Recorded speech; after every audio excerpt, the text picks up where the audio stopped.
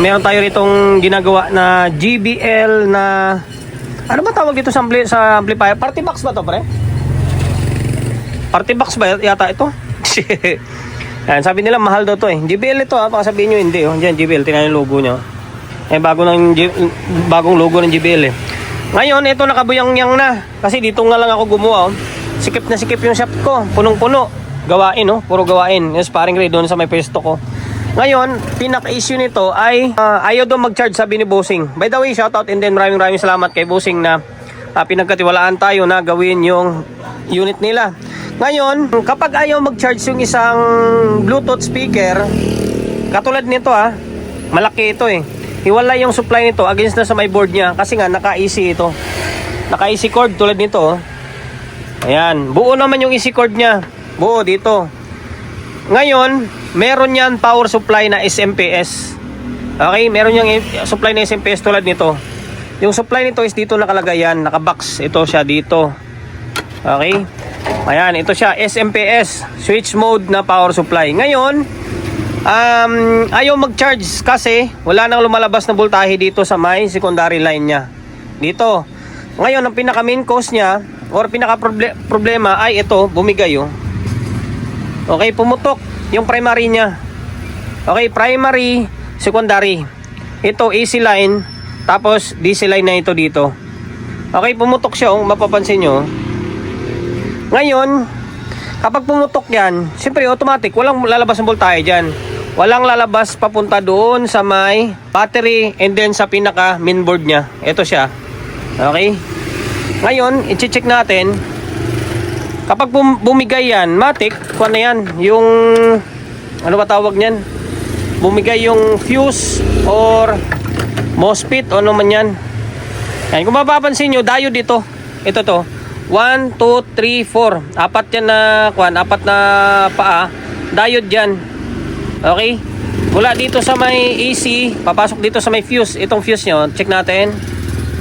O, open na rin fuse nyo. Okay, no, open na. Fuse, tatawid siya dito. Tapos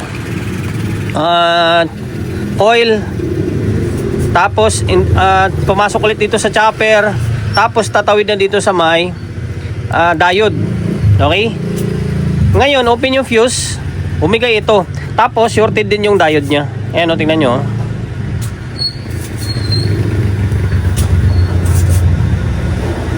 Ayan na. Sana. Oh, parang open na nga yata. Wala, hindi mo lang pumapalo. Check ko lang. Wala na, sira na. Yan o, sira o. Alas hindi mo lang pumapalo. Ito naman, shorted o. Okay, sira. O, dapat gagalaw man lang to. O. Okay, ngayon, may MOSFET kaya ito? Tingnan natin kung may MOSFET siya. Ito yung MOSFET niya. Ito dito. Ang mangyari dito, kung sakali, pwede ko itong i-convert ng 4 wires. I-convert siya into 4 wires. Or, double check ko kung diode lang yung nasira, and then fuse, or merong iba pa. Masama ito, tinamaan tong PWM niya. Tapos ito MOSFET. Kapag nasira yan, wala na, no? Choice tayo kundi 4 wires natin. Okay, sige, didiskartehan ko. Ito na, kinalas ko na. Medyo mahirap sa kalasing kasi puno ng sealant. Ngayon, pigtas na yung isang paa nyo. Tapos chinik ko itong MOSFET, parang buo. Ito MOSFET to eh, parang buo naman siya. Ngayon ito ulit palitan natin muna. Diode, tapos itong fuse. Try natin kapag umukay, edi okay. Pero pag may problema pa rin, magpo 4 wires tayo nyan. Ngayon, ito yung pamalit natin, oh. Yan, 4 ampere 600. Saktong-sakto lang siya, oh. Yan, okay, palit natin to. Tanggalin ko muna to. Sana maging okay. Napalitan na natin ng diode. Hindi, ito siya, oh. Ito yung diode yung pinanggal natin. Tapos yung fuse, ito, oh. Yan, kumuha na lang tayo sa iba, sa mga board ng TV. Okay, ito siya. Pinalit natin. Tapos, yung lumiyab na linya, ito kinapalan ko na to. Yan, kinapalan natin. Ang nangyari kasi parang nagka-spark siya eh. Parang corrosion tapos nag-spark. AC yan, 220. Kaya bumigay. Ngayon, jinump natin tong isang linya kasi naputol oh.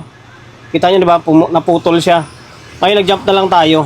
Tapos ito, kinapalan natin ng hinang ito. Okay. Ngayon, pwede na ititesting ito. Ngayon, ito naka-plug na to. Kapag ganito guys, yung mga primary, mas maibigay ko sa inyo na tip, gumamit kayo ng bulb, huwag kayong rektang-rektang 220. Kayo kung malakas yung loob nyo, okay naman. Kasi once na may shorted pa or may problema, puputok yan, magugulat kayo. Pero tayo, ay may bulb naman tayo eh. Kahit na dito sa may pisto kong maliit, ay may bulb pa rin yan, no? Single bulb lang. Okay, ngayon, plug natin dito. Kapag may shorted, ilaw ng todo yung bulb natin. Okay? Okay, wala naman. Tapos dito, okay, wala namang umusok. Ngayon, sukatan natin ng voltahe. Kung merong lumabas na voltahe dito. Okay, dito. Okay, meron na siya oh. Ayun oh. 36 yan eh. Kaso parang mababa. Alam ko 36 yung voltahe na lalabas dapat dito ah. Tama ba? 36 to eh. 5, 10, 15. Parang mababa. Teka lang, double check natin. Parang mababa siya. Dapat 36 to eh.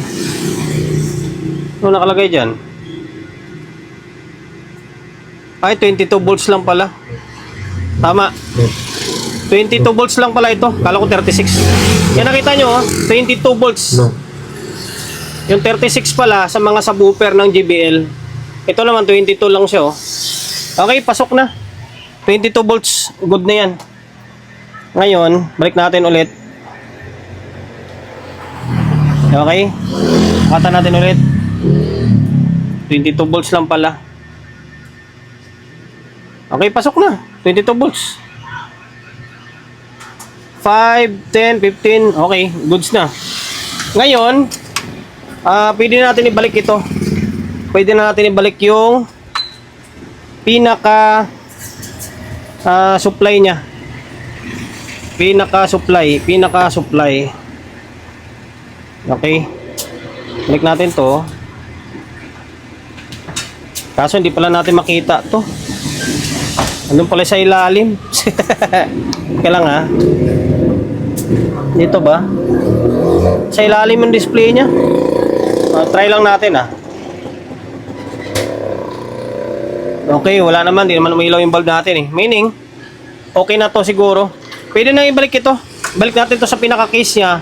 And then may pabaliktad natin. Okay? Ibalik ko na sa ilalim, na tornilyo na yan. Ngayon naka 220 tayo, 220 to dito eh. Ngayon lagay natin. Puputok kaya. Ayan, nag-charge na siya oh. Papansin nyo, may ilaw oh. Okay, ibig sabihin nag-charge na yan. Ngayon, buhayin natin. Yun oh.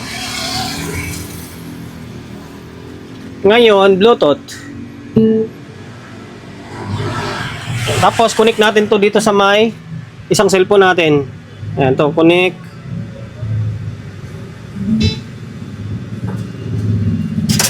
Okay. Tapos, play tayo ng music. Naka-play na yung music. Yun oh. Volume natin. May mga tugtugan oh.